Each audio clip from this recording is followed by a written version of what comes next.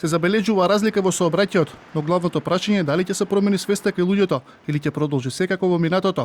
Граѓаните задоволни од првичните резултати кои го покажува системот безбеден град и се надеваат дека постепено ќе се промени сообраќајната култура во земјава. Пешки идам 2 дена.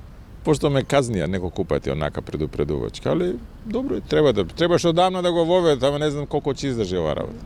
Бавно возат колите, внимават сите, сега јас со автобус идев бавно многу, али во ред се внимава. Мислам дека ќе се свестат луѓето дека казните се драстично, како што слушаме дека се големи, ќе бидат големи односно. Не е само работава камерата, него и како се вози унатрек, како треба да ги стопираат, да ги прегледуваат.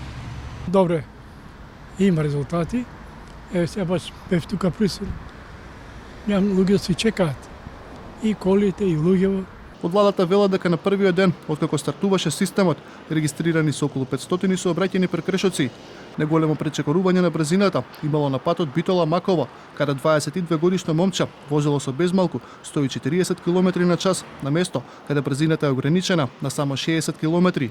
Очекувањата се дека безбеден град ќе го намали бројот на сообраќајни прекршоци и изречени казни.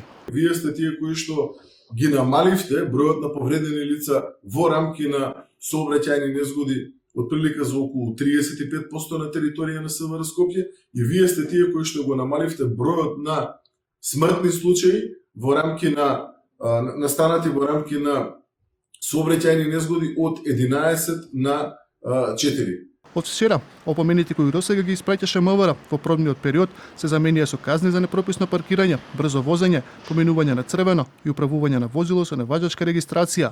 Немалата казна е 15, а неголемата 500 евра.